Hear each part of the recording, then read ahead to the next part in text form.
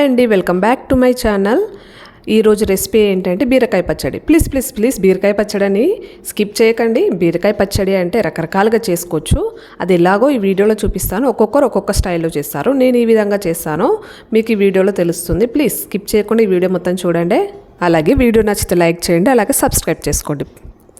ఈ రెసిపీలోకి వెళ్ళిపోదాం. నేనైతే ఎక్కువ ఎండుమిర్చి ప్రిఫర్ చేస్తాను, మొత్తం పచ్చిమిర్చి కాకుండా.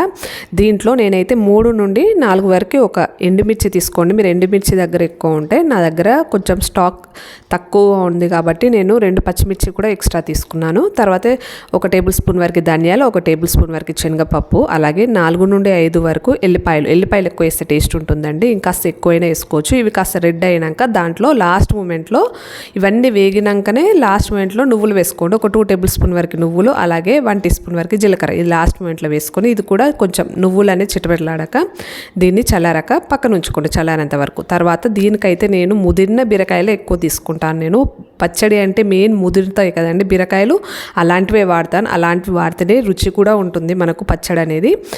స్పెషల్గా దానికోసమే తెస్తారు మా వారు కూడా, పచ్చడి కోసం. అది ఇలా కట్ చేసుకొని పొట్టు మాత్రం తీయకండి. నేనైతే పొట్టు అస్సలు తీయలేదు బీరకాయలది. ఆ పొట్టుతోనే కట్ చేసుకొని దాన్ని ముక్కలుగా ఈ సైజులో కట్ చేసుకొని కొంచెం ఆయిల్ వేసుకొని వేయించుకోండి. కాస్త ఒక 10 నిమిషాల తర్వాత దీంట్లో నేను చింతపండు బదులు టమాటా వేసాను. దీంట్లో టమాటాలు పుల్లగా ఉంటేనే టేస్ట్ ఉంటుంది. ఈ మధ్యలో టమాటాలు అనేది పుల్లగా వస్తలేవు కదండి. మీ దగ్గర పుల్ల టమాటాలు లేవు అని అనిపిస్తే చింతపండు వాడుకోవచ్చు. ఒక నిమ్మకాయ సైజ్ అంత చింతపండు, మీ పులుపు ఎంత తింటారో దాన్ని బట్టి వేసుకోవచ్చు చింతపండు. నేనైతే టమాటాలు వేసాను ఒక 5 వరకు. ఇలా కట్ చేసుకుని దాంట్లో సాల్ట్, టమాటాలు కూడా వేసుకున్నాక సాల్ట్ చల్లుకొని ఒక 10 నిమిషాల వరకు మూత తీయకండి. ఎందుకంటే మూత తీస్తే మనకు టమాటాలు అనేది బీరకాయలు అనేది ఫాస్ట్ ఉడకాయి. ఎందుకంటే ఉప్పు వేయడం వల్ల మనకు కూరగాయలు అనేది ఫాస్ట్ ఉడుకుతుంది. కాబట్టి మూత పెట్టేసి ఒక 10 నిమిషాలు అట్లనే ఉంచుకోండి. చూసారు కదా, 10 నిమిషాలు నేను అసలు మూత తీయలేదు. టమాటాలు బీరకాయలు అనేది మగ్గిపోయాయి. ఇవి ముదిరిన బీరకాయలు కాబట్టి కాస్త టైం తీసుకుంటూ ఉడకడానికి. మనకు బీరకాయలు లైట్గా ఉడికితే సరిపోతుంది. తర్వాత లైట్గా పసుపు వేసుకోండి కలర్ కోసం.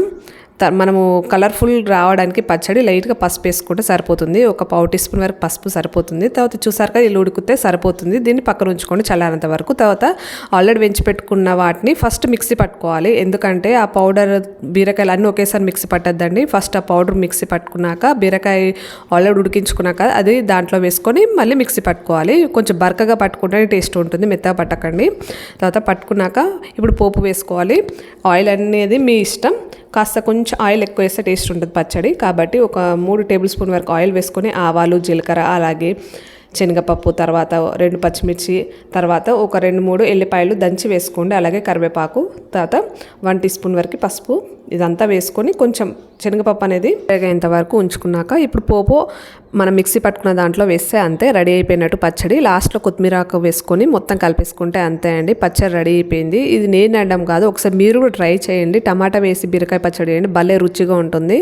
ఇంకేం ట్రై చేస్తారా? ట్రై చేసి ఎలా వచ్చిందో నాకు కామెంట్ చేయండి. అలాగే వీడియో నచ్చితే ప్లీజ్ లైక్ చేయడం మర్చిపోకండి. మీ లైక్ నాకు చాలా important. Thank you so much for watching.